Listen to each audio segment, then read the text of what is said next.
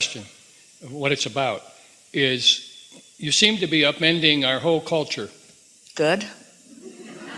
To a certain extent. We want you to be beings, not doers. And we want you to be lovers, not haters. And we want you to be receivers more and thinkers a little less.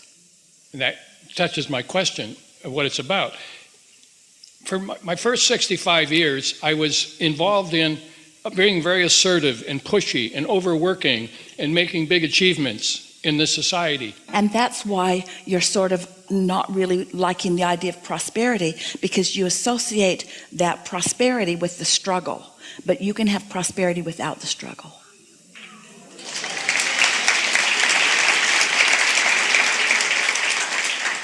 It feels to you like you paid too much of a price of not enough freedom, you see.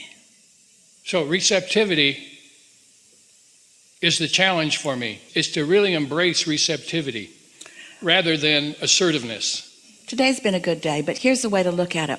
Step 1, step 2, step 3. We haven't talked about this today like this. Step 1 is contrast causes you to ask. And in that step 1, you're doing a whole lot of thinking. You're comparing this to this, you're acknowledging that and that. That's really the thinking mode. Step 2, not yours to do. Source is thinking about it, source is answering it, source is flowing to it. Step 3 is you get into the receptive mode so that you can receive the answer to what you've been thinking about. It's the match to your thoughts. It's the positive match to your thoughts. So it sort of all comes together for you, doesn't it? We think that the takeaway for you in what's happened all day here today, and the thing that we want to emphasize with you most right now, is just pay a little bit of attention to whether you're thinking or whether you're receiving. But here's the thing. So when you think about conditions, you launch rockets of desire, and it sets creation in motion. And then when you care about how you feel, and you know about your inner being, and you deliberately tune to the frequency of your vortex into your inner being, and you accomplish vibrational equivalency because you've quieted your mind and you're thinking nothing, and in thinking nothing you're contradicting nothing, so you've got vibrational equivalency because you're thinking nothing. Now that vibrational equivalency begins to mature in your mind. You become the translator of this vibration, and that's when life really gets good. It really begins to feel fun. And once that begins and you add your thoughts to that, that's when you really begin to feel the hands in the clay, deliberate creation that you came to live. So it isn't that we want you to stop thinking, it's that we want you to know when to press on the gas and when to let up on the gas. And so step 1, you're stepping on the gas and you're stepping on the brakes and you're stepping on the gas, and then when you get into the receptive mode, you're just letting it flow naturally. But once that momentum starts going, then it's time to get on the internet and make that phone call and find those 2 men in a truck and invite them over and make an appointment and think about that. And you see what we're getting at? It dovetails so beautifully when you let your mind meld with the mind of your inner being. That's co-creation at its best.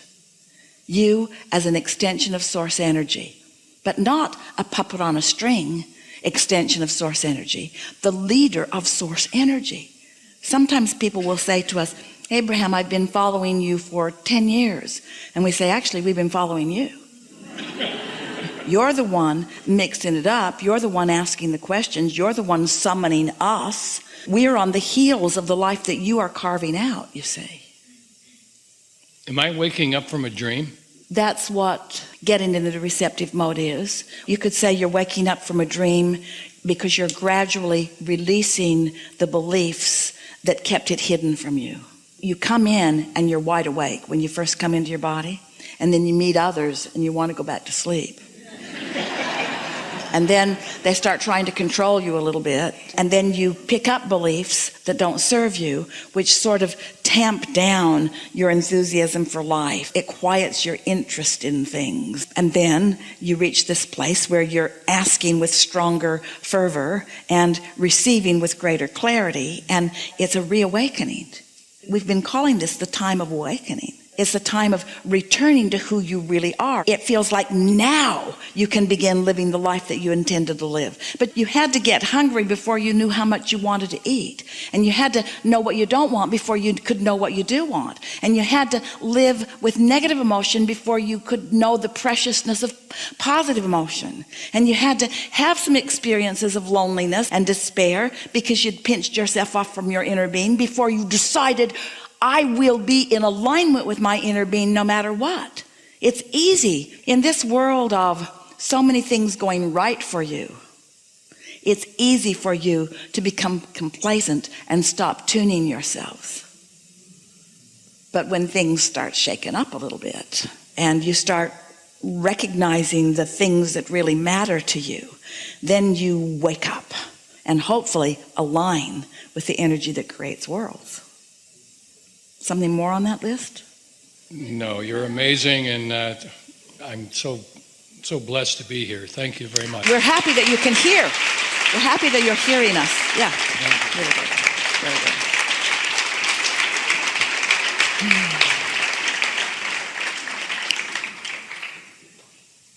So I know that there's something big brewing, and it's like, yes, that.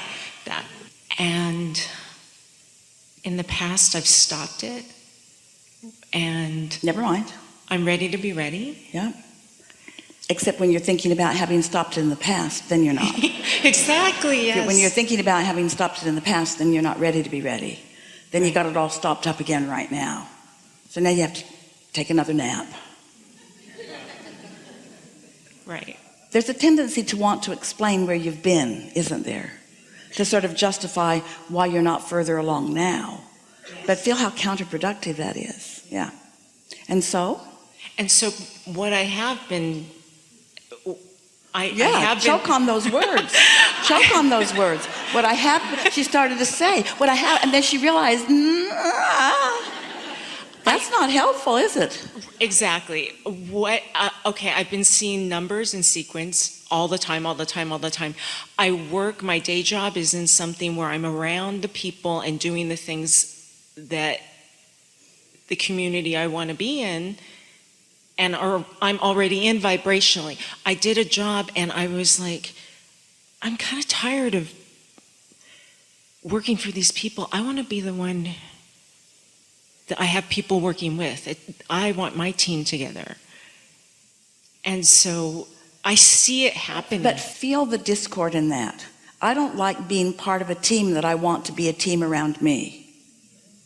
That's like saying, I want to gather around me a whole bunch of people that aren't really happy being around me, helping me do what I want to do.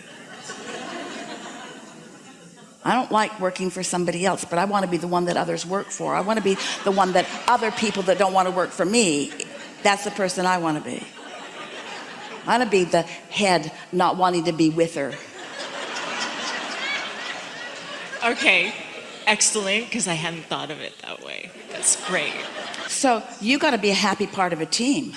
Yes, exactly. You got to be right where you are and find happiness where you are.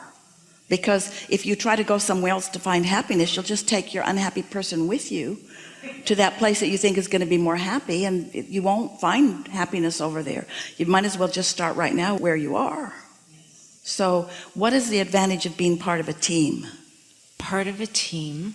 An important, viable, co-creative part of a team. What's good about that? Is creating with other people and getting all like great conversation and great ideas and all focused in this great direction. So when you talk like that, you're getting ready to be ready. Yes, I am. But where you started just a minute ago, you weren't ready to be ready. I'm ready to be ready. So that's the conversation you want to have. Yes. Teams are fun. Co-creation is fun.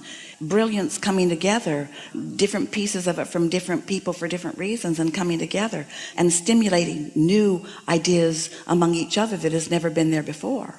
Co-creating at its best. Now, feel how that settles in you. The reason it feels like that is because it settles in with what your inner being knows. And as it settles in with what your inner being knows, then you're not blocking what you want. Because you see, here's the thing we really want you to hear. Every miserable day you've spent on that team, You've been launching rockets of desire.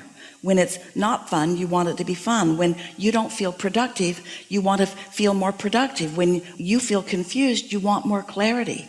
When someone misunderstands you, you want to be understood. When someone disregards you, you want to be regarded. When you don't make as much money as you know you're worth, you want to make the money that you know you're worth. And so that contrast has been causing you bit by bit over a long time to create a very viable reality, a vibrational reality that now has gathered enough momentum that you can start receiving the benefit of it.